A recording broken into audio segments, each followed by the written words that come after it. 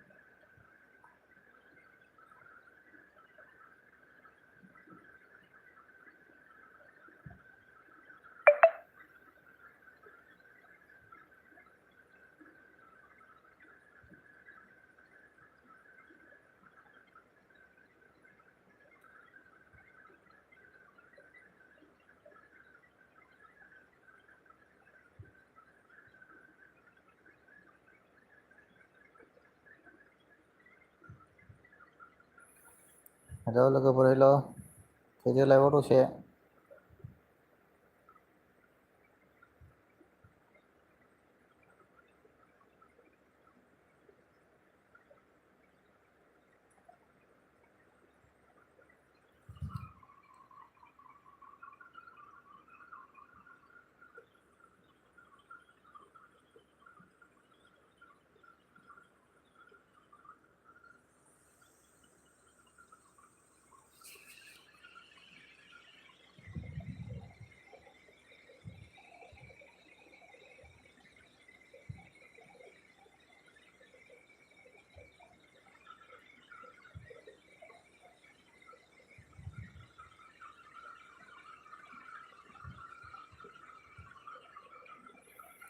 SB teacher हाय support खालामदो आंखौबो।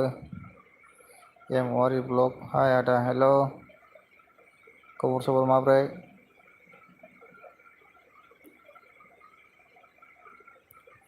खबर सबर मोजां जोब ना?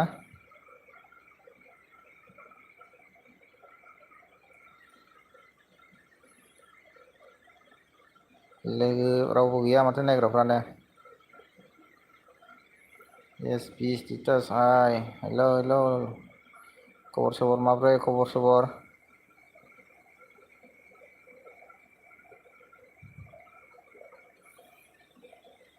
गैयालै लाइभआव रावबो फैयाखै माथो। बयबो सापर्ट खालामदो लोगोफोर अननानै। एमवारिया लोगो दंना गैया बिथांजोंहाय?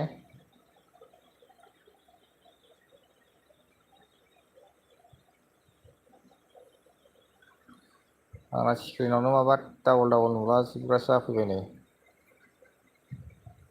बोखाराव थांबावसै। लाइभआवनो रावबो फैथारालै। रिबिका गयारि हाय मा खबर? मोजां खबर आंना मोजां आब'। नोंनालाय खबरा माब्रै?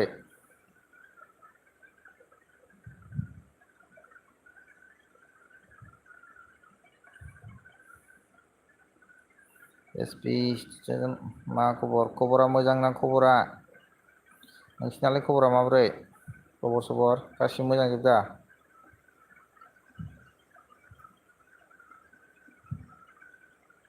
मोजां। फट' गोदान हाय ब्र' हेल'।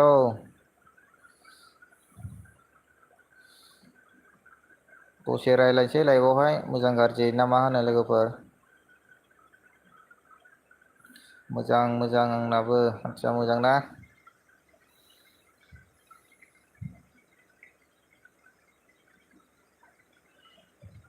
अके। SB टिचार्सआ अबेनिमोन बिथाङा?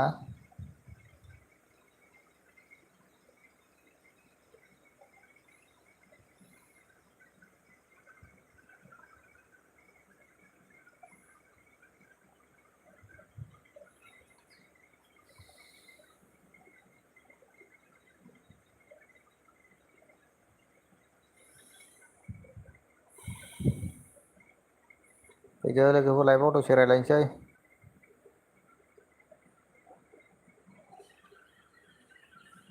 Ribika very like done. Okay, thank you. लाइभआवनो रावबो फैया माथो जोंनाव। साबस्क्राइबाराबो खमायफिनो जोंनिफ्राय मोनफिनबाथाय। खायफा जोंनिफ्राय साबस्क्राइब लाखांबाथाय आनसाबस्क्राइब खालामग्राबो दंबावोसो दाना गोदान। लाइक होबाय आंबो ब्र'। थेंक इउ ब्र' थेंक इउ। गोजोननाय थाबाय नोंथांनिसिम। सोरबा जोंनिफ्राय साबस्क्राइब लाखांबाथाय आनसाबस्क्राइब खालामग्रा दंलै लोगो मानसिफ्रानो।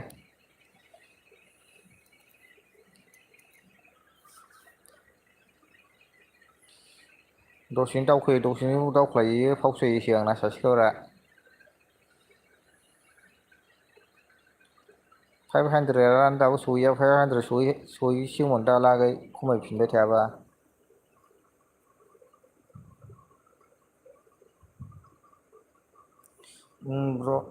ब्र' आंनाबो आनसाबस्क्राइब जाजोब्बाय।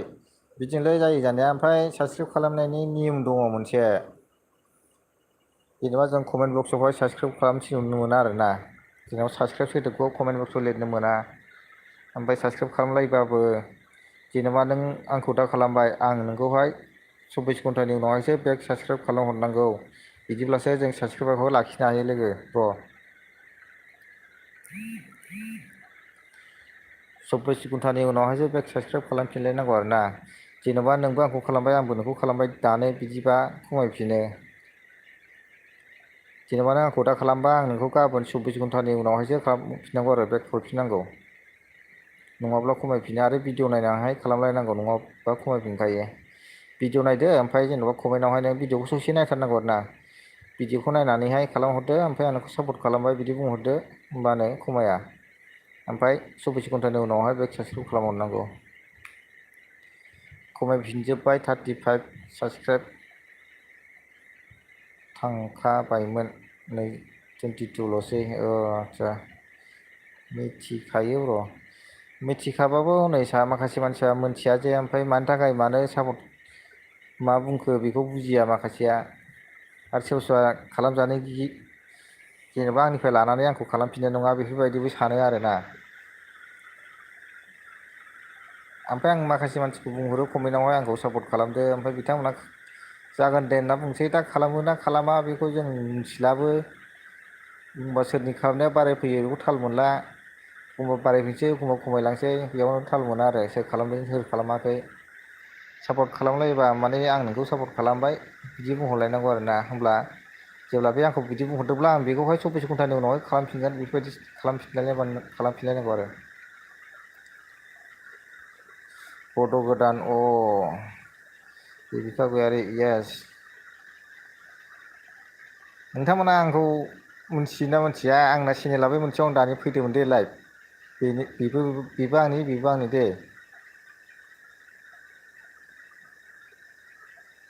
मोनथियाबो जानो हागौ बैयाव भिडिअ'आव आं बारा फैयाखै आरो भिडिअबो हगारनाय जायाखैना। दानिया बे मोनसे चेनेलाव फैदोंमोन आदा बाजै चेनेलावहाय।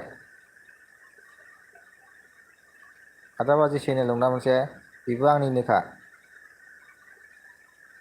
औ बिदिनो आदा आंथ' साबसक्राइब खालामखायो। ओमफ्राय आं रावखौबो आनसाबसक्राइब खालामफिनखाया। औ खालामनायाथ' जों खालामा।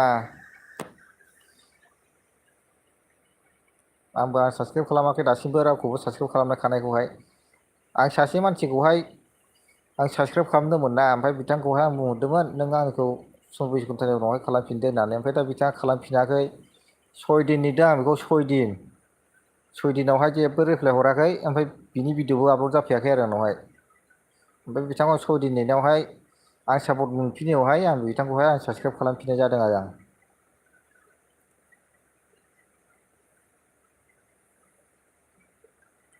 एम औवारि ब्लग हेल' आदा मारै खबरा? मोजां खबरा मोजां। बिदिनो एसे आनसाबसक्राइब मारै जायो बेफोरनि फारसे रायलायलायदों। बयबो मिथिना लानाया मोजां बेफोरखौहाय। देबिका गयारिया इउटुबानो अट'मेटिक माइनास खालामो। औ बे खालामनायाथ' खालामो बेखौ जों मिथियो ओमफ्राय मानोना बे खालामलायनायनि मोनसेखौ जों रावबो मोनथिया नियमफोरखौ बांसिनानो भिडिअ नायनानै सापर्ट खालामनांगौ ओमफ्राय कमेन्टआवहाय साबसक्राइब लिरहरनो नाङा बेखौ मानिनांगौ आरो जोङो ओमफ्राय दानो जों बेक साबसक्राइब लाफिनलायनाङा सानसेनि उनावहाय बेक साबसक्राइब लाफिननांगौ बिदिब्लासो साबसक्राइबारा खमाया खिन्थु सानसेनि गेजेरावनो जों खालामलायफिनोबा बे साबसक्राइबारा खमायफिनो आंना नै सासे खमाय लानानै दंमोन आरो दहाय दा बेबा साबसे खमायबावखो मिथिला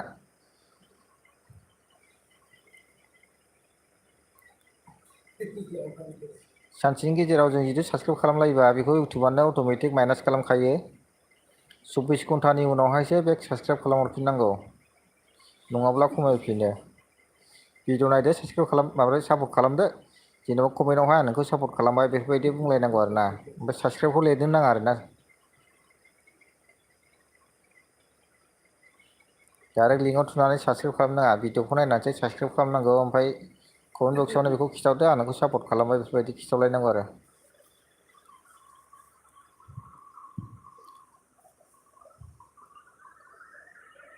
आंखौबो सापर्ट खालामदो अननानै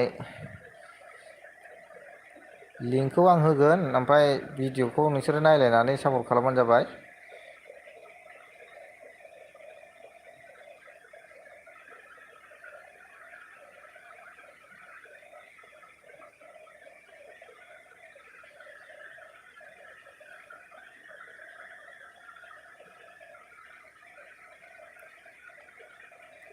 जाय जाय सापर्ट गैया नैबे बिथांखौहाय सापर्ट खालामदो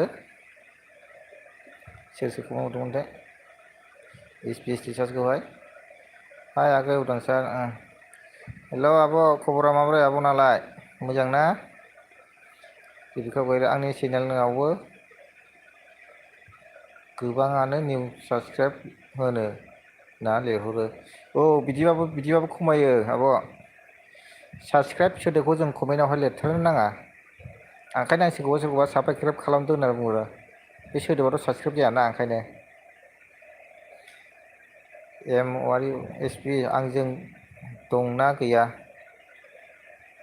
आंथ' लिंकखौ होबाय दा गैलायलायाबा खालामलायदो ओमफ्राय भिडिअखौ नायनानै खालामदो ओमफ्राय नटिफिकेसन हाबहैखागोन ना कमेन्टनि अब्ला 24 आवार्सनि उनावहाय बेक साबसक्राइब हरफैबानो जाबाय भिडिअखौ नायनानै साबसक्राइब खालामनानै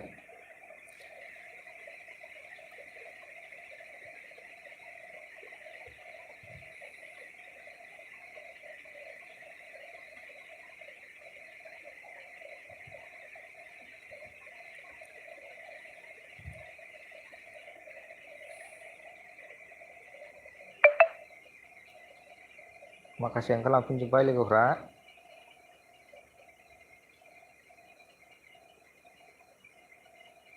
एस पि आ एम वारिजों लोगो दंना गैया लोगो गैयाबा लोगो खालामदो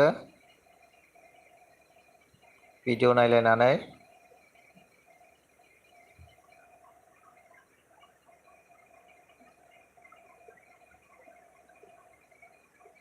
एस पि आं खालामबाय दे आंखौबो गाबोन खालामदो कमेन्टबो हरबाय आं एस पि खौ खालामबाय एम वारिया गाबोन बिथाङाबो बेक साबसक्राइब खालामफिनदो भिडिअखौ नायनानै 24 आवार्सनि उनावहाय आं ओंखाराखै र' दे ओंखाराखै माने आं बेयाव खमायदोंमोन ना बेखौसो ओंखारदों खोमा सानदों आं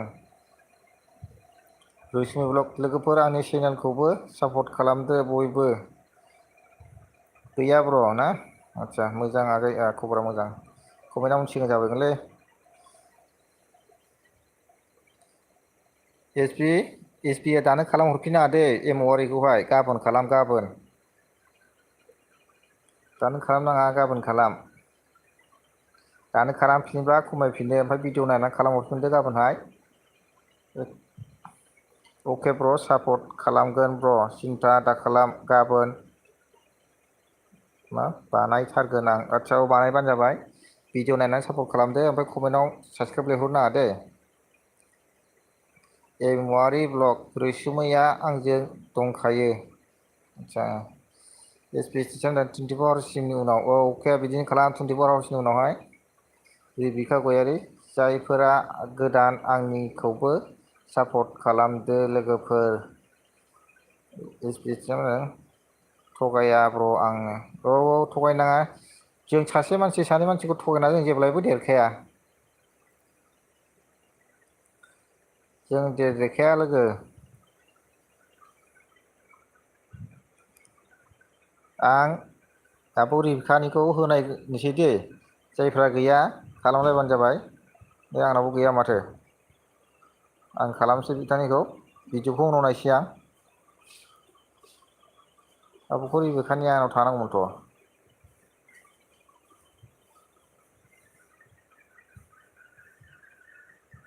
आब' रिबिकानि आंनाव मानो आनसार्सखौ जाना थाखो बुजि मोनाखै आं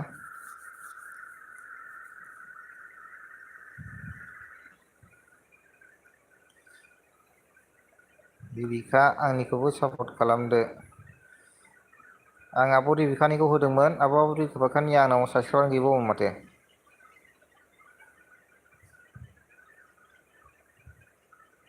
रिबिका आगै आंजों सापर्ट गैयाबा सापर्ट खालामदो प्लिज आंनि बेवहाय रिबिका आब'निखौ होदोंमोन एमवारि रिबिका आंनिखौबो सापर्ट खालामदो आं रिबिकानिखौ होदोंमोन जेनेबा सासे मानसियानो खालामहरनायबानो जाबाय ओमफ्राय गाबोनहाय बेक हरफिनबानो जाबाय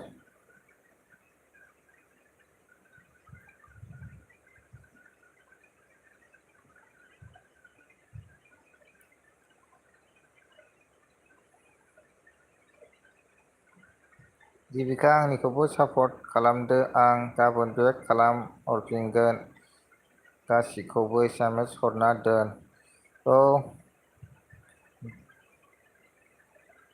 रिबिकानि गोजौआवहाय माबा दंमोन एसपि नि लिंक होनाय दङ बेवहाय सापर्ट खालामहैदो एसपि नि दंखायो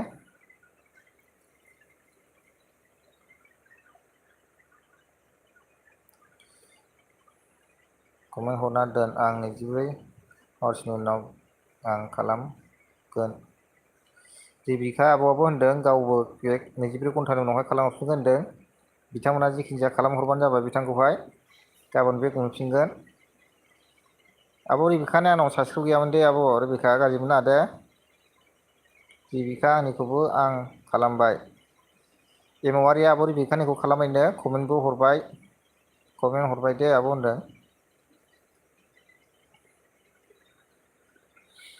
मयना अफिसियेल फैलायबाय भाइ फ्रेन्डनो औ फैदो रिबिका गयारि दे होनदो जिखुनु जाया सासे खालामहरबानो जायो ओमफ्राय 24 घन्टानि उनावहाय बेक हरफिनबानो जाबाय जेबो नङा थगायलायनो नाङा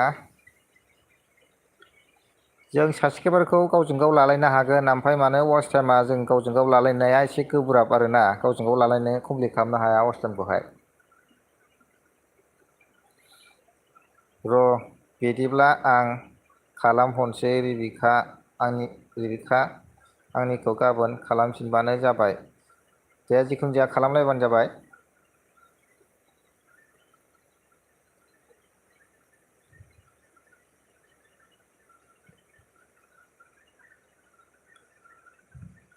हाय मयना फ्रेन्ड आंनि चेनेलखौबो सापर्ट खालामदो आब' मैनाखौ सापर्ट खालामनो थिनदों रैसुमै आब'आ सापर्ट खालामहरबानो जाबाय अननानै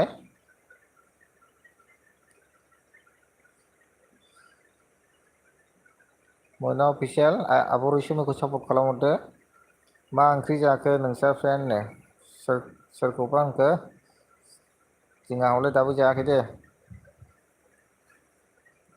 मयनाया आब' मैनाया भिडिअ हगारा भिडिअ हगाराबा साबसक्राइबारा थाया थाबथानो नागिरा दहाय आं खालामनाय समाव बुरजा नुनाय बायदि मोनदोंमोन आङो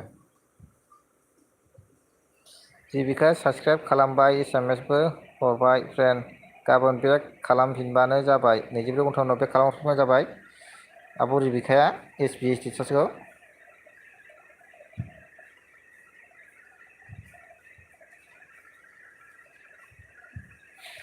एमवारि मयना आब' आंनिखौबो सापर्ट खालामदो नायनानै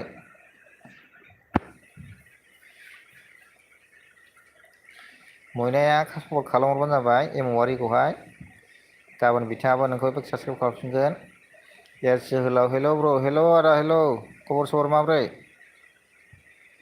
मयना अफिसियेल आंलाय माथो भिडिअ होगासिनो दंना सोरथोमोनथाय नोंनि ना सोरनिमोन आं बावलायलांबायलै ए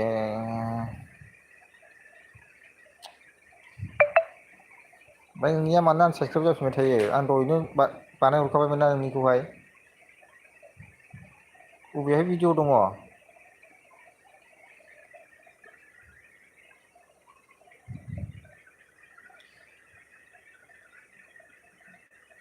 नों भिडिअ हगाराना माथो आनसाबसक्राइबसो जाफिनबाय थायो माबाना मयनाया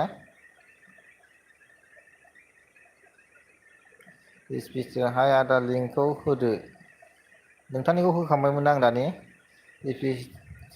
आं गाबोन खालामगोन दे अके रिबिका फ्रेन्ड मोजां फंबाय मोजां ना एस जोहोलाव एमवारि ब्लक हेल' एस जोहोलाव सापर्ट खालामदो नायनानै बिथांनिखौ आं साबसक्राइब खालामखाबायमोन मानो आनसाबसक्राइब जाफिनो ओमफ्राय आं दाख्लै खालामनाय समावहाय साबसक्राइबारखौ एसे बुरजा नुदोंमोन आङो 8 जन बेसेबांबा ओमफ्राय माथो 6 जनल'सै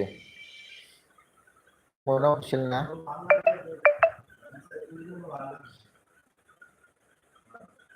एस जोहोलाव आंनाव खालामहर आं बेक खालामफिनगोन एस जोहोलावा बुंदों गावखौ खालामहरनो थिनदों बेक खालामफिनगोननो ओमफ्राय बेक खालामनाया दिनै खालामनाङा 24 घन्टानि उनावहाय बेक खालामहरफिनबानो जाबाय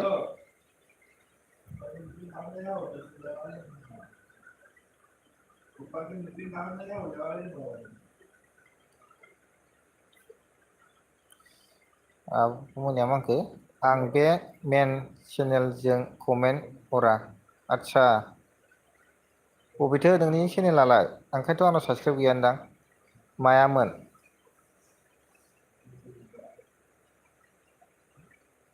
मेन चेनेलजों हरोबा माने मोनथिसिनो आरो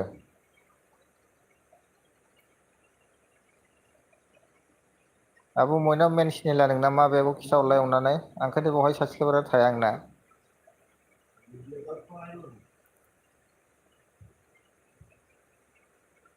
एस पि सिस्टार हाय आब' मैया अननानै खिथाहरफिनदो गावनि मेन चेनेला माबायामोन आंबो मिथिलाय लांला ओंखायसो साबसक्राइबारा थाया आंना बाहाय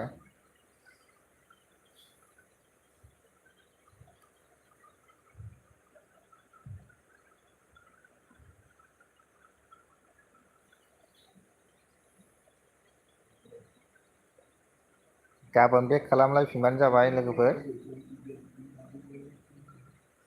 मेन चेनेला मयना अफिसियेलानो क्लास सार्च खालामबानो फैयो बेक मेन चेनेलजोंसो फैनांगौ आब' मेन चेनेलजों फैबा साबसिन जायो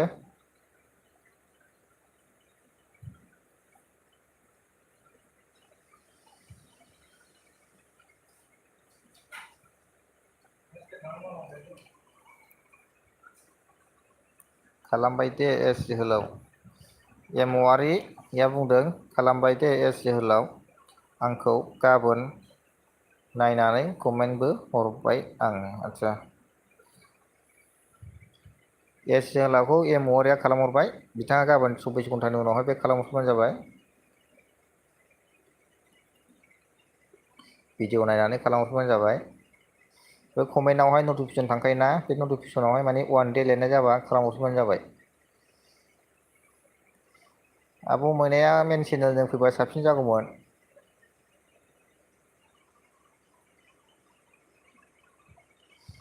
नैबे कमेन्ट हरग्रा माबाखौहाय नोङो नामखौ सोलायबानो जाबाय होनबालाय दा सार्च खालामबा बेबो फैगोन मिथिनाय नङा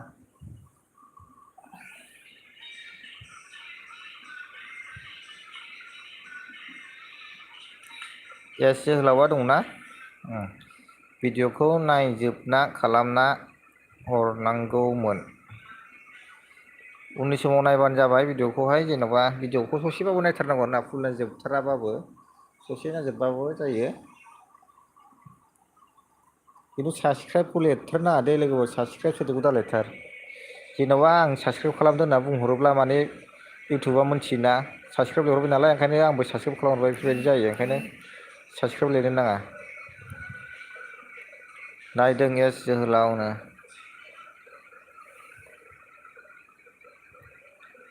एस पि टिचार्स सापर्ट प्लिज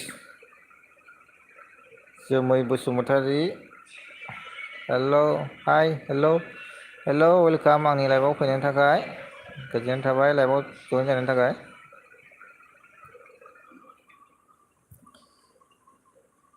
दे गासिबो लोगोफोरखौ सापर्ट खालामनो खोन्थादो प्लिज। आंथ' खिथागासिनो दङ सापर्ट खालामनो थाखाय।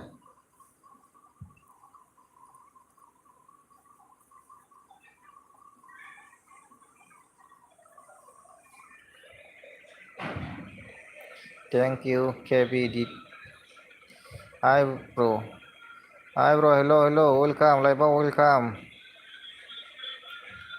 दसे गावजों गाव सापर्ट खालामगोन आरो रायलायगोनबो मोजां गाज्रि। मा खालामदों आदा?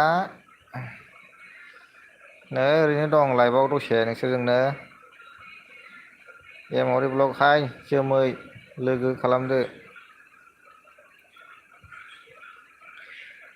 मा ओंख्रि जाया? जानाया दाबो जायाखै मोनानिखौ।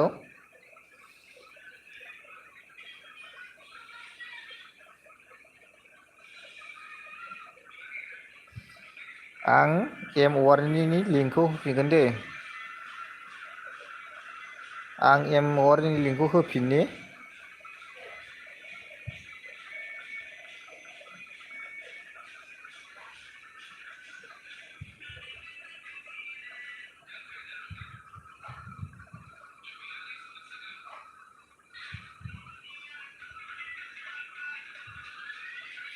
आं एमवार्डनि लिंकखौ होफिनदों।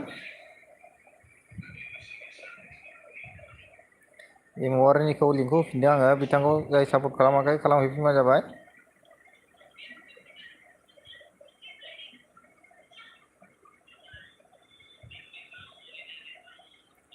आंबो खालामगोन नोंनिखौ जोमै कमेन्ट हरना दोन।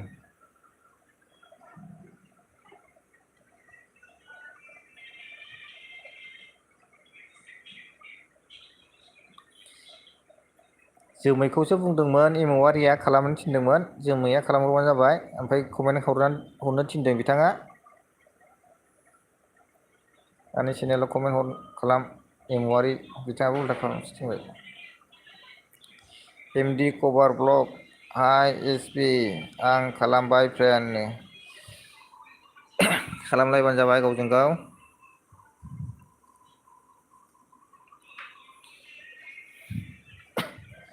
गाबोन बिथाङाबो खालामहरफिनबानो जाबाय 24 आवार्सनि उनाव भिडिअखौ नायनानै।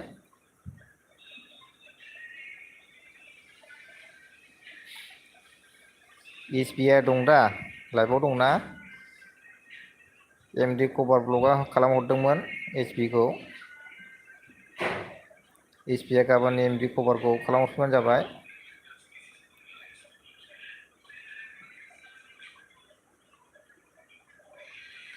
अबिनास ट्रेभेल ब्लग मा खबर ब्र? खबरा बिदिनोसै ब्र मोजां गाज्रिनि गेजेराव। खानाया खानाय सिनाखै? खानाय सिननाय भिडिअ हगारदोंमोन नामा नोङो?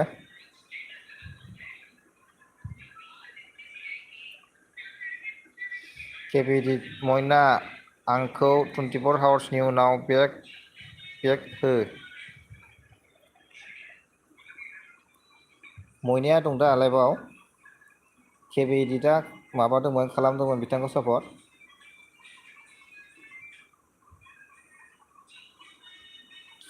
बिथांना चेनेला मेन चेनेल दंनो बे चेनेला नङा आंबो मोनाखै बेनो जाहैदों नामालाय सार्च खालामबानो मोनो होनदोंमोन।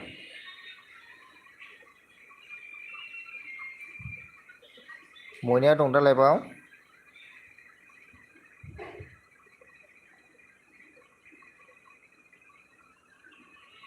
औ हरदों ब्र नायदो लोगोफोर बयबो दे। नायखायो ब्र नायखायो ओमफ्राय गासिबो मानसिनाव कमेन्ट हरजोबनो हाया दे बेखौलाय गाज्रि मोननो नाङा रावबो।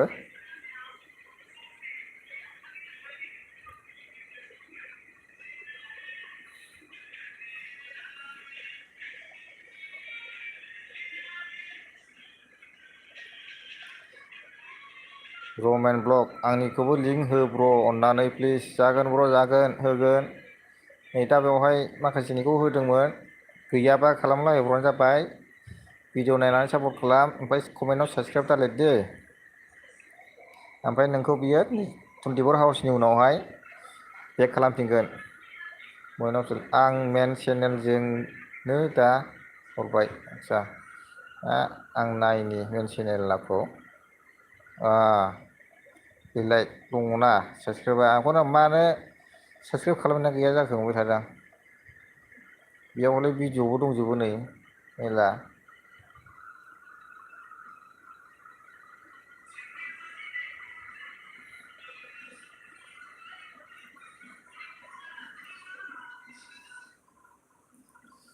मोन अफिसियेला मेन चेनेलजों फैबाय मेन चेनेलजोंनो फैनांगौ।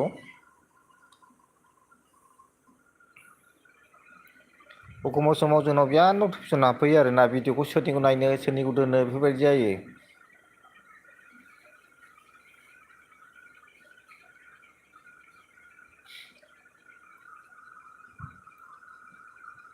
नैबेयाव डाबल जाखाबाय ना फिसा जाखाबाय बे खाराखै बेक खालामबाय थाबाबो।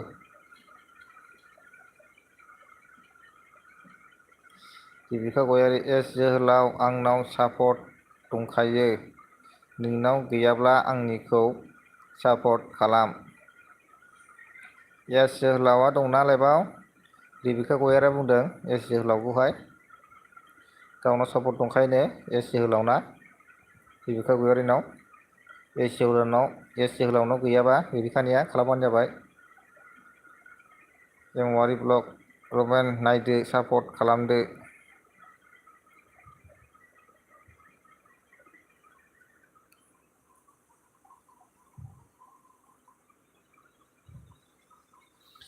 सोरबा भिडिअ आपलड होगासिनो दं। एमडि कभार ब्लग हाय केबि आं सापर्ट खालामबाय। कमेन्टखौ आं फरायनानै होजोबनो हायाब्लाबो नोंसोरबो फरायनो हाखायोना बेवहाय फरायनानै नोंसोरबो गोसोआव लाबानो जाबाय आरो।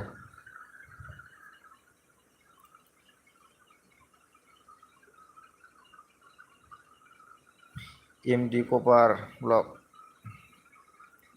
मनिसा ब्लग प्लिज माने प्लिज।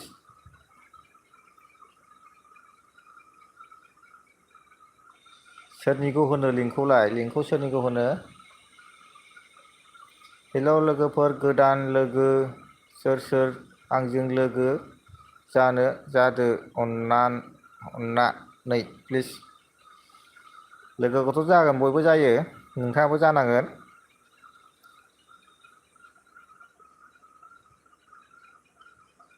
लोगोखौथ' बयबो जानो हायो नोंथाङाबो बेक खालामहरफिनबानो जाबाय आरोना।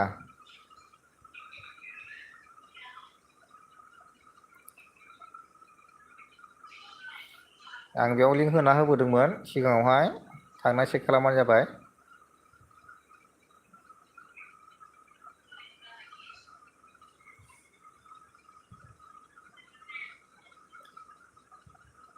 सोरनिखौ होनो लिंकखौ लोगोफोर खिथाबानो जाबाय अननानै।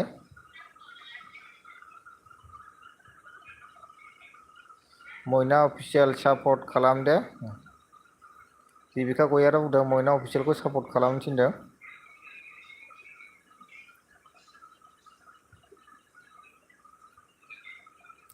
थाबैनो 1K जाजानोखौ लुबैबाय आं फ्रेन्ड। जागोन बिदिनो भिडिअ नायबाय था मानसिफोरनिखौबो ओमफ्राय मानसिफोरखौबो नोंबो बेक खालामफिनबानो जाबाय होमबानो 1K जानो बारा गोबाव नाङा।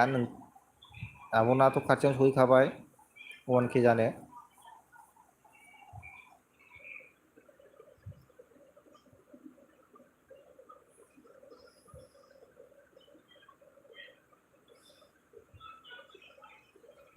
वान के जानो थाब जागोन माने नोङो भिडिअ नायदो गिदिर इउटुबारफोरनिखौ नायनांगौ मिथिबाय। गिदिर इउटुबारफोरनि भिडिअखौ नायनानैहाय बे कमेन्टआवहाय सोर हरदों बे कमेन्टखौहाय नोङो थुनानैहाय नायनांगौ आरोना। कमेन्टआवहाय नों हरबानो जाबाय आंखौ सापर्ट खालामदो आंबो नोंखौ खालामगोन बेफोरबायदि होनहरनांगौ आरो। आंबो बिदिनो होनहरनोसो बारायहोनो हादों साबसक्राइबारखौहाय नङाबा आंनाबो बारायामोन। आंबो जाखायो।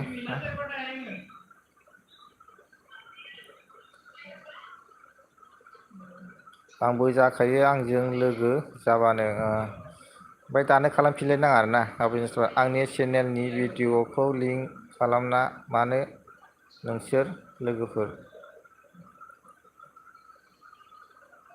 आंनि भिडिअखौ मानो लाइक खालामा मानो नोंसोर लोगोफोर खालि नायनाल' थाङो आं नोंसोरनि भिडिअखौ गासिनिबो भिडिअखौनो लाइक खालामोना ओमफ्राय आंनि भिडिअखौ लाइक खालामा बिथाङा दुखु मोनबाय लाइक होआनो सोरबा सोरबा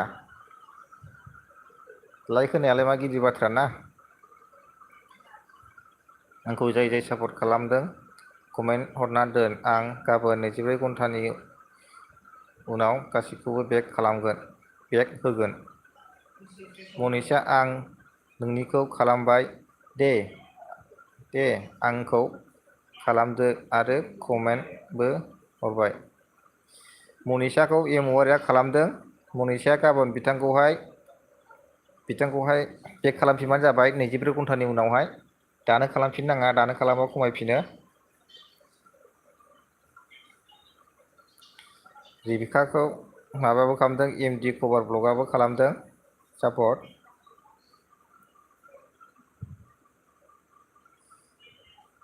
गाबोन बेक खालामफिनबानो जाबाय भिडिअखौ नायनानै कमेन्ट हरना दोन आं नोंखौ सापर्ट खालामबाय आंखौ नों गाबोन खालामदो होनना बुंबानो जाबाय रिबिकाखौ आरो रिप्लाइ खालामफिनबाय नै एमडि कभार ब्लगा अके होनदों गाबोन खालामलायफिनदो गावजों गाव वाच टाइमा खाथिबा गुबुन दस्राफोरनि मबाइलजोंहाय नायनानै कमप्लिट खालामनांगौ दे बेफोरबायदिबाबो जायो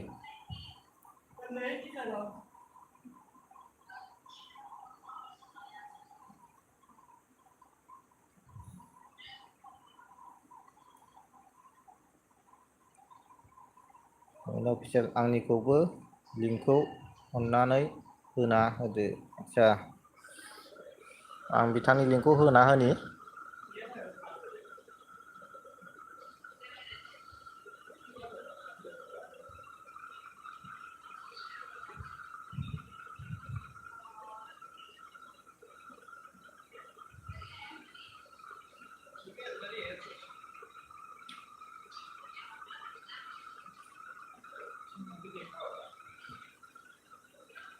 मयना अफिसियेलखौ जाय जाय सापर्ट खालामाखै सापर्ट खालामदो अननानै बयबो बिथाङाबो नोंसोरखौ गाबोन 24 घन्टानि उनावहाय बेक खालामफिनगोन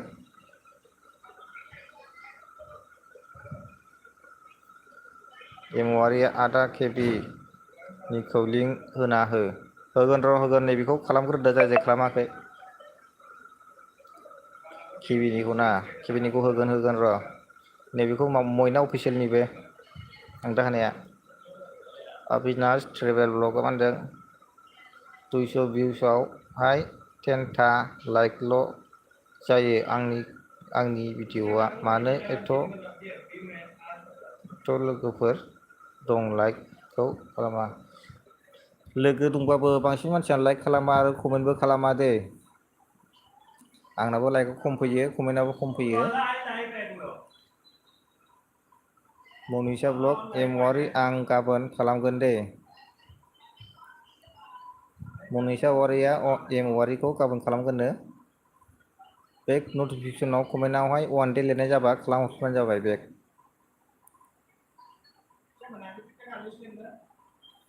मयना अफिसियेलनिखौ जाय जाय खालामाखै खालामदो अननानै बयबो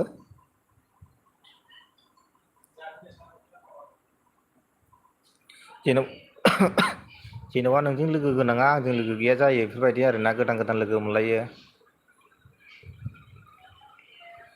एमडि कभार ब्लग हाय मयना आं खालामबाय फ्रेन्ड भिडिअखौ नायनानै खालामदे लोगोफोर भिडिअखौ नायनानै खालाम बे लिंकआव थुनानै डाइरेक्ट साबसक्राइब खालामनाङा भिडिअखौ नायनानै खालाम भिडिअखौ ससे नायनानै खालामथार हाय दे आं खालामदों भिडिअखौ नायनानै बयबो सापर्ट खालामलाय आरो जाय नोंजों लोगोफोर दङ नोंबो बे लोगोफोरखौहाय सेयार खालामनो हागोन भिडिअखौ नायनानै सापर्ट खालामनो थिननो हागोन नोंबो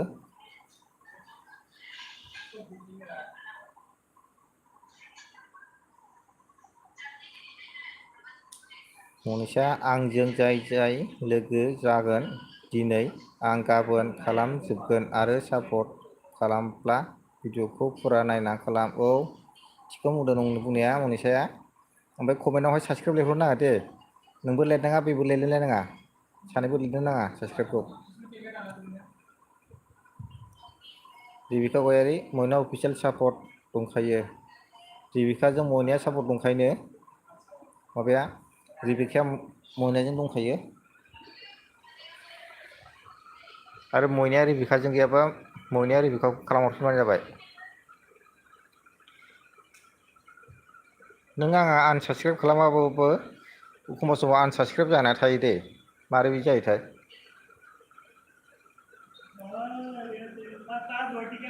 भुलावबो साबसक्राइब लिरनाङा लोगोफोर होननानै मनिषायाबो होनदों भुलावबो साबसक्राइब लिरनाङा होननानै। बे थिगानो नंखागौ बेयो। जों भुलावबाबो कमेन्टआव साबसक्राइब लिरनो नाङा। सानैबो लिरहरनो नाङा साबसक्राइबखौहाय।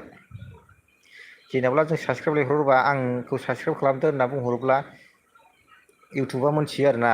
साबसक्राइब सोदोबखौथ' इउटुबनिखा नालाय साबसक्राइब सोदोबा। बेयावनो इउटुबा मोनथियो साबसक्राइब खालामनो थिनदों बेखौहाय ओंखायनो बे साबसक्राइब खालामहरबाय। बेफोरबायदि जायो आरो ओंखायनो खालामलायनाङा माबा साबसक्राइब लायलायनाङा। बिबि ब्रह्म आंखौबो सापर्ट खालामदो आदा। मयना अफिसियेल आंनावबो दंखायो। आदसा दंखालायनो रेबिकानावबो दंखायो मयनानावबो दंखायो सानैजों। औ आदा। मनिषा ब्लग मयना लोगो जादो आंजोंबो।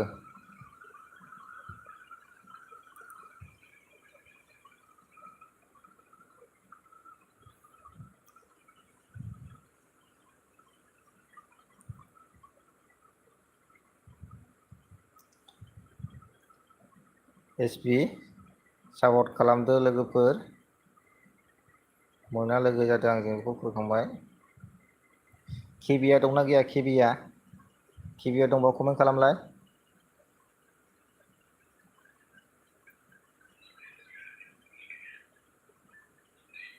आं केबिनिखौ होग्रोनो दे। केबिआबो थांखो गोजौआव थांबायलै कमेन्टआ।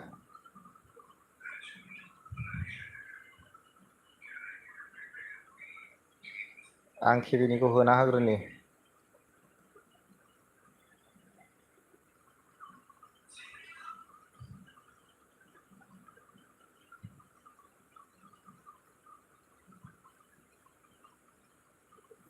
आं केबिनि लिंकखौ होना होबाय। देबिका गयारि बिबि ब्रह्म सापर्ट खालाम दे। बिबिखौ सापर्ट खालामनो थिनदों रेबिकाया।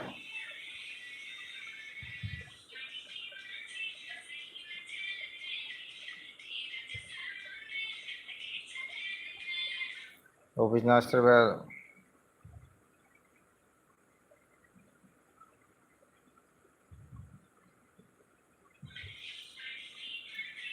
अबिनासाबो माबा खालामगासिनो दं।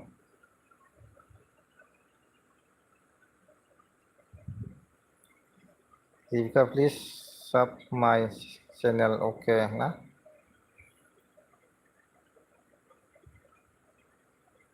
केबिनिखौ होदोंमोन आं केबिनिखौ दहाय सोरबा होनो थिनदोंमोन केबिनिखौहाय। मनिषा रेबिका अनना आंजों लोगो गैयाबा लोगो जादो अननानै। देबिकाखौ मनिषा बुंदों लोगो खालामनो थिनदों बिथाङा। लोगो गैयाबा लोगो खालामदो।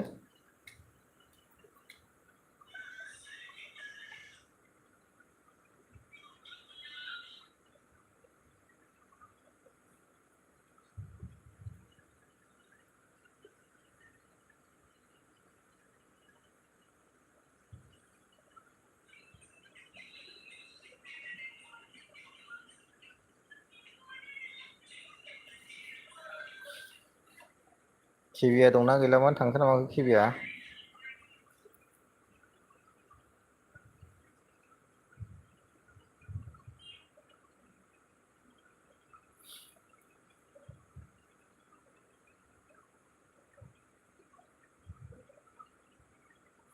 खांख्राइ अफिसियेल हेल' ब्र हेल'। नै दसेलाय फैदो आंबो।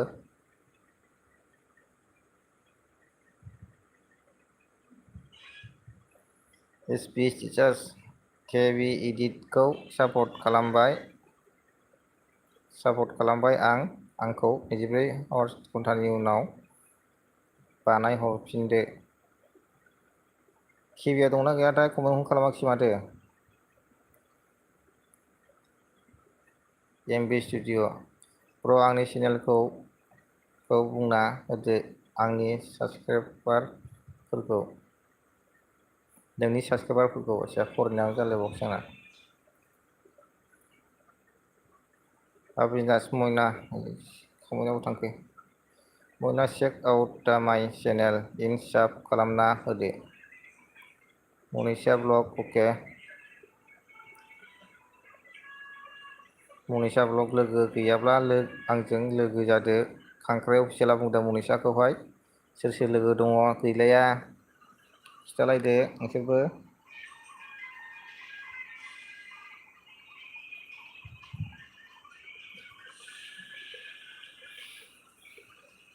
आं सिगाङाव केबिनिखौ होना होबोदोंमोन लिंकखौहाय। थेंक रिबिका फ्रेन्ड खालामना दोन। मनिषाया खालामना दोननो थिनदों कमेन्ट हरना दोनहरबानो जायो। ओमफ्राय गाबोन बेग साबसक्राइब खालामफिनबानो जाबाय। कमेन्टआव मालाबाबो साबसक्राइब दालिर। भिडिअखौ नायनानै सापर्ट खालाम नङाब्ला खमायफिनो दे।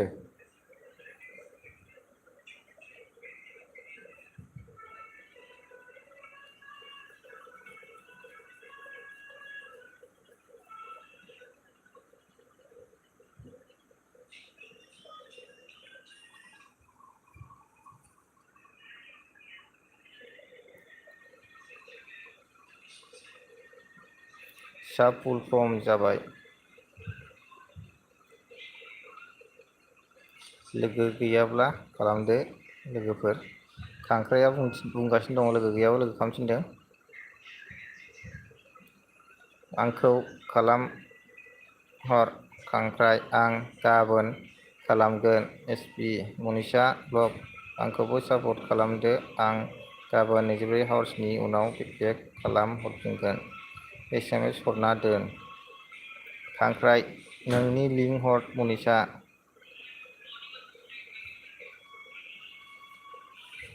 बिदिब्ला मनिषानिखौ होना होनि लिंकखौहाय।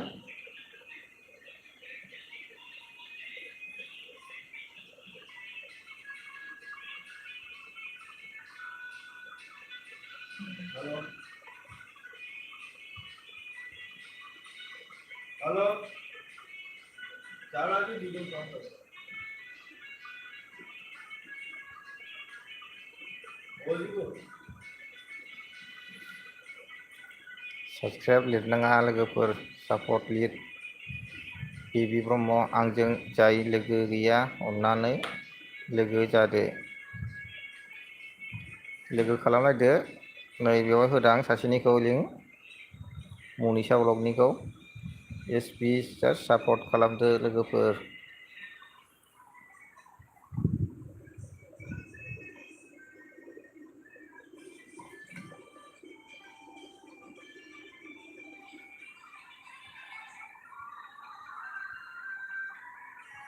ओइ खांख्राइ सापर्ट खालामबाय। बिके गाबोन खालामहरफिनबानो जाबाय।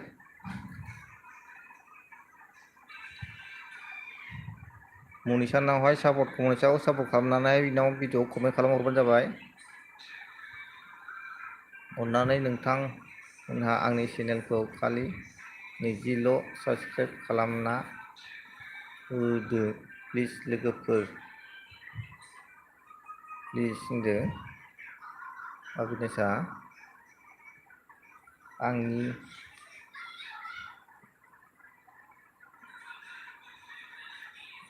मनिषा ब्लग बिबि लोगो जादो आंजों आं गाबोन जादो। आंनिखौ हो। कमेन्टआ उन सिगां जादों नामाथाय। मनिषा नै आंनिखौ हो होनदों। मनिषा आं नोंनिखौ लिंकखौ होखादों दा। बे लिंकआ नोंनिनोखा मनिषानि लिंक बे। जाय सापर्ट गैलाया सापर्ट खालामलायबानो जाबाय। खालामलायबाय था सापर्ट खालामलाय लोगोफोर। जेनेबा नों बेखौ खालामबा गाबोन बियो नोंखौ खालामहरफिनगोन।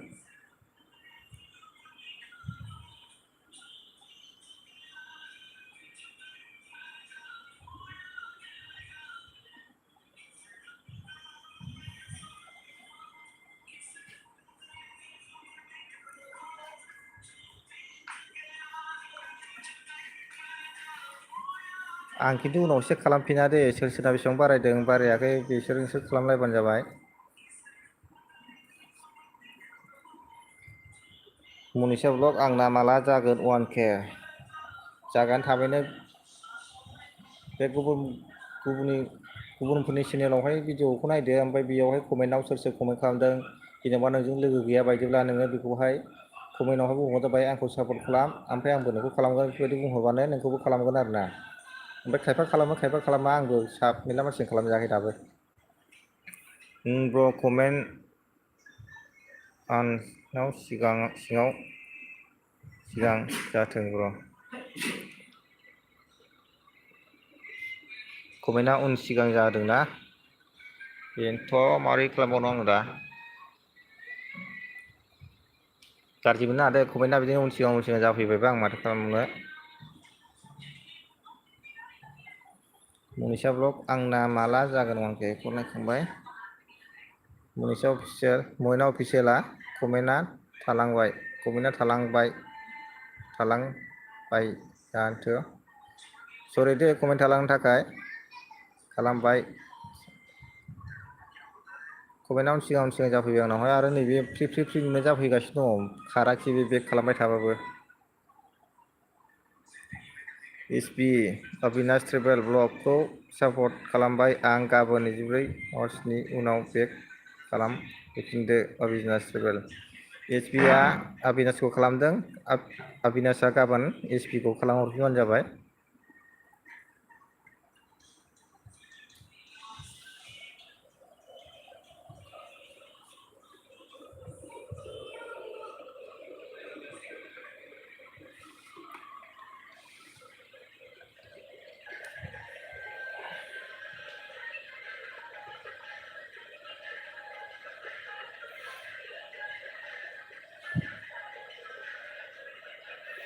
अबिनास अके बुंहरबाय SB खौहाय SB आ खालामदोंमोन नालाय। अके दे 24 आवार्सनि उनाव बेक खालामहरफिनबानो जाबाय अबिनास जाहाथे खमायफिना रावनाबो। दावखोनानै जुदि दावख्लायफिनोबा खिन्थु बिराद दुखु मोनो आरोना बयबो। खालाम ब्र कमेन्ट हरना दोनबाय आं आदसा कमेन्ट हरना दोनखाबाय। मनिसा ब्लग आरो सापर्ट खालामबा भिडिअखौ फुरा नायना कमेन्ट खालाम सापर्ट खालामबाय होनना अके कमेन्टखौ नोंथांमोनहाबो फरायबानो जाबाय। आं फरायनानै खिथाजोबनो नांलाया नोंथांमोनहाबो नुखायोना।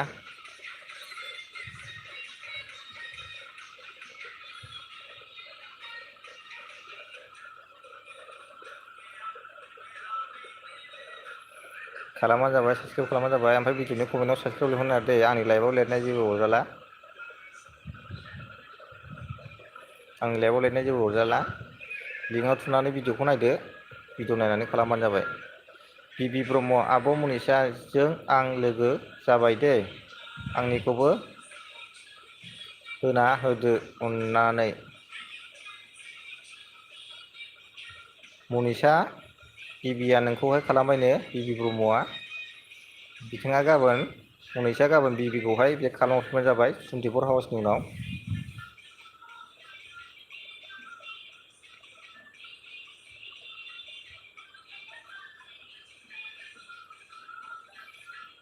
बेयाव दा गावजों गाव लालायजोबखाबाय नामा सापर्टखौहाय।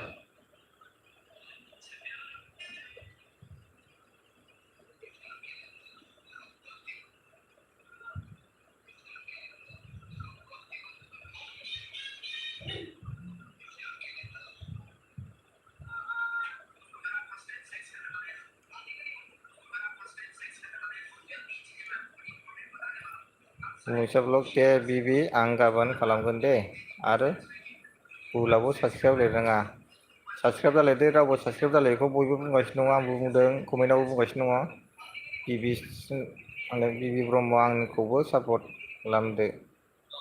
नैबे लिंकआ बिबिनि दै बिबि ब्रह्मनि एसपि बे बिबि ब्रह्मनि 10 घन्टानि उनाव बेक खालाम हरफिनगोन आं।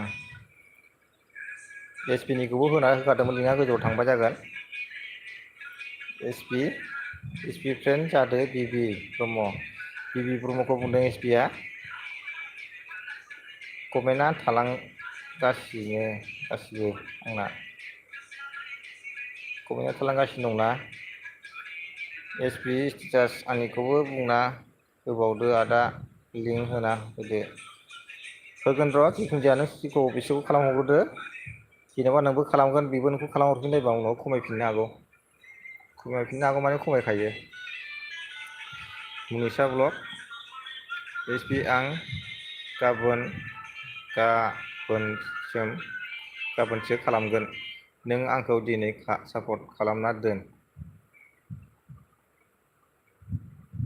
एसपि खौहाय बुंदों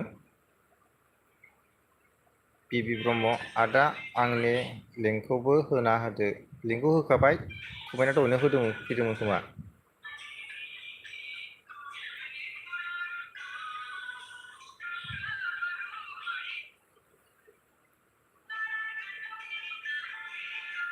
ये बाग्लारि हाय हेल' फ्रेन्ड खबर सबर माब्रै?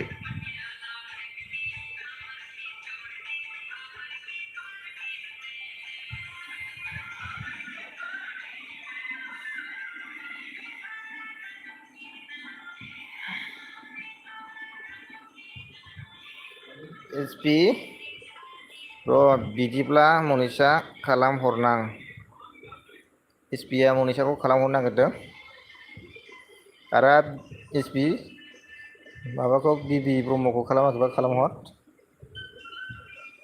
आंनिखौ बेक खालाम हरफिनथार।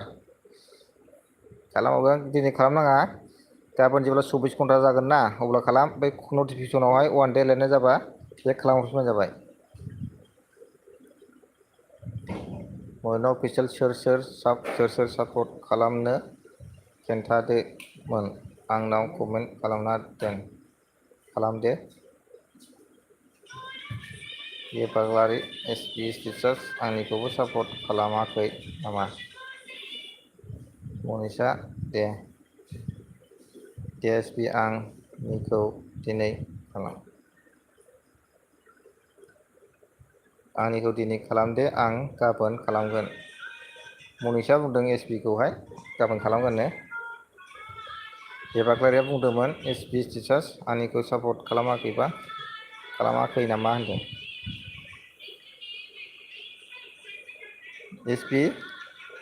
एसपिआ बाग्लारिखौ खालामाखैबा खालामबानो जाबाय।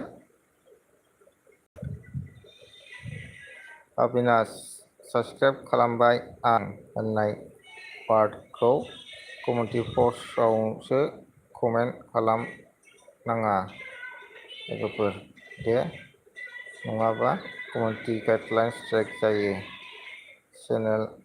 चेनेल एसएमएस पस्ट खालामबा। चेनेला एसएमएस पस्ट खालामबा।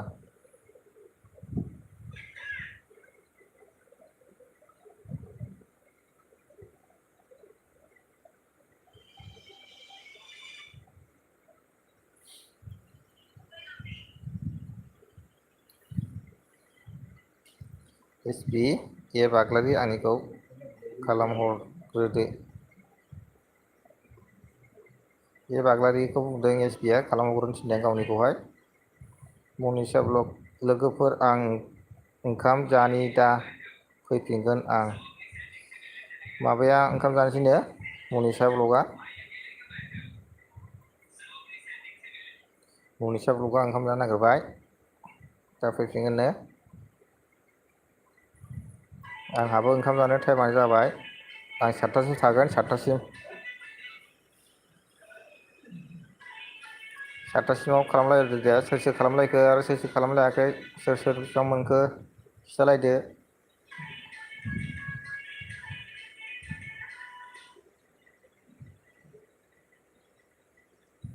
आदा बाजै ब्लगाव फै दाहाय फैफिननाय जायोब्ला आं आदा बाजै ब्लगाव फैफिननो हागौ लाइभखौहाय।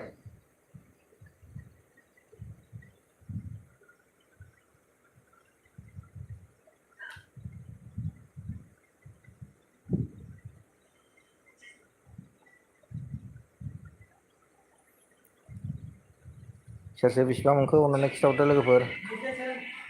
आथाव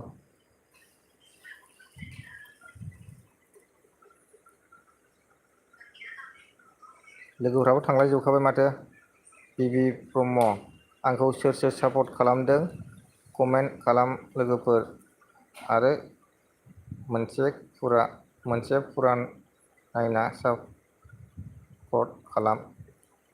बेनो मारै बुंखो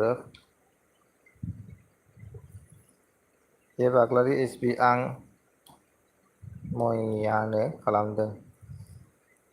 बे बाग्लारिया एसपि खौहाय मैयानो खालामदोंनो। मनिसा ब्लग खालामबाय आं गाबोन 24 हावार्सनि उनाव बे खालामनो थिनदों। 24 हावार्सनि उनाव बेक खालाम हरफिनदो। मनिसा गाबोन बेक खालामहरफिनबानो जाबाय एसपि खौहाय। लोगोफोर भिडिअखौ फुरा नायना आरो मोनसेल' नायनो नाङा तिनथा नायनानैसो सापर्ट खालामदो दे अननानै सनाफोर। एसपि अके।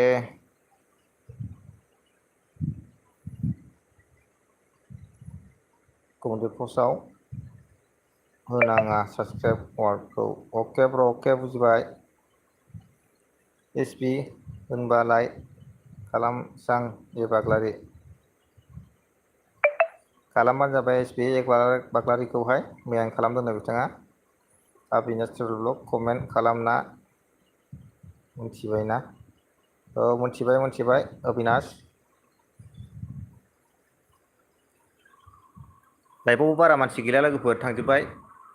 दा फैफिननाय जाबा फैफिनसै आंबो ओंखाम जानो थांसै।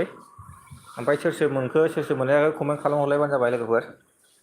गावजों गाव आं नोंखौ सापर्ट खालामबाय होनबा माने बे नुयोबा नोंखौ 24 हावार्सनि उनावहाय हरफिनबानो जाबाय। ए बाग्लारि साबसक्राइब खालामखानायसो। आदसा साबसक्राइब खालामखानायसोनो। ए बाग्लारिजों एसपि जोंहाय दंखालायोनो। नायबाय आं माला खालामामोनथाय। जेन'बा कमेन्ट फैनांगौ दाननो नाङा ना नटिफिकेसन हाबफैनांगौ दाननो नाङा। वान दे लिरनाय जाखादों बेखौ चेक खालामनानै खालामहरफिननांगौ।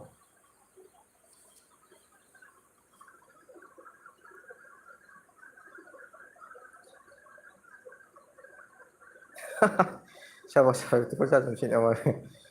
जाजोबनो नागिरदों बयबो। बिबि ब्रह्म आंखौ दाबो सापर्ट खालामाखै। दाबो सासेल' खालामदों आंखौ। अननानै बयबो सापर्ट खालामदो आंनि सनाफोर। खालामहरबानो जाबाय बिथांखौहाय सापर्ट खालामाखैबा रावबो। नों गुबुनफोरखौ खालामदोंना बिबि ब्रह्म बिसोर नोंखौ गाबोन खालामफिनगोन। गाबोन मोनफिनगोन। आं नोंखौ खालामबाय होनना आं नोंखौ सापर्ट खालामबाय बिदि बुंहरबानो जाबाय। साबसक्राइब खालामना दोनना हरनाङा। लोगोफोर सापर्ट लिरना प्लिज। साबसक्राइब लिरनाङा सोरबा सोरबा साबसक्राइब लिरदों नामा? लिंकआव थुनानै डाइरेक्ट साबसक्राइब खालामनाङा भिडिअखौ नायनानैसो साबसक्राइब खालामनांगौ। लिंकआव थुनानै साबसक्राइब खालामबा खमायफिनो। बेखौ दहायनिफ्राय बुंगासिनो दं आंबो बयबो बुंगासिनो दङ साबसक्राइब लिरनाङा कमेन्टआवहाय। ए बाग्लारि आं सापर्ट खालामबाय दे आं गाबोन 24 घन्टानि उनाव खालामगोन।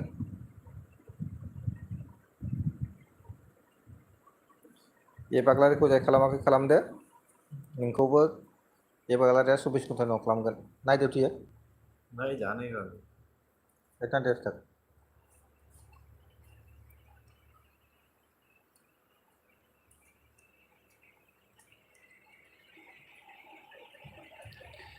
लोगोफोर लाइभखौ दसे दोनथ'नोसैमोन आङो ओंखाम जानो थांसैमोन आंबो।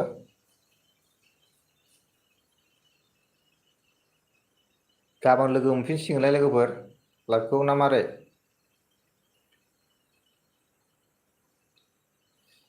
गाबोन दिनै खालामनाङा जेन'बा नोंखौ दिनै खालामदोंबा सोरबा सोरबा नों जायखौ नटिफिकेसन हाबफैदों नोंनियावहाय जाय खालामदों बे नटिफिकेसन हाबफैखाबायना कमेन्टआ बेखौ गाबोन खालामहरफिनबानो जाबाय दिनै खालामनाङा। बे कमेन्ट माबा नटिफिकेसनावहाय 1 डे लिरनाय जाखारफैदोंबा बे समाव खालामहर। नटिफिकेसनाव 1 डे लिरनाय जाखारफैबाथाय बे साबसक्राइब खालामफिनबानो जाबाय। रावबो साबसक्राइब सोदोब लिरनो नाङा दे, रावबो लिरनो नाङा। मोनसेबाव लोगोफोर आं हले गाबोनसो खालामनो फरायखांबाय आङो। जागोन दे जेबो आगोलाव गैया। गाबोनसो खालामगोन, दिनै सापर्ट कमेन्टल' हरना दोनहर, आं साबसक्राइब खालामफिननाङा। सोर सोर मोनखांबाथाय खालामफिनो, जोंनिबो मोनखांबा। लोगोफोर लाइभखौ दोनथ'नोसै नामा आङो? आं ओंखाम जानो थांसै।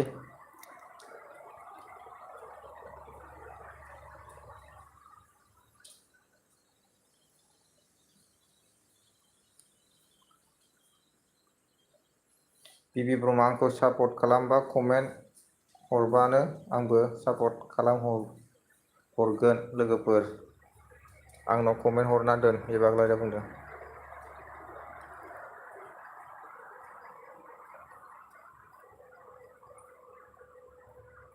दाथ' सापर्ट मोनलायखाबाय, जेनेबा नोंखौ सोरबा खालामबाय, नों सोरखौबा खालामबाय, बिसोरो गाबोन नोंखौ बेक खालामफिननांसिगोन।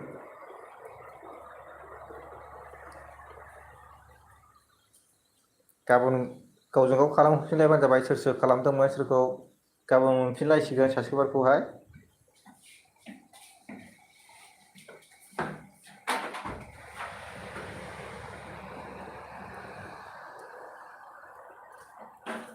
लोगोफोर लाइभखौ आं दोनथ'नोसै दे। आं ओंखाम जानो थांसै। उनाव लोगो मोनफिनसिगोन लोगोफोर, बाय बाय।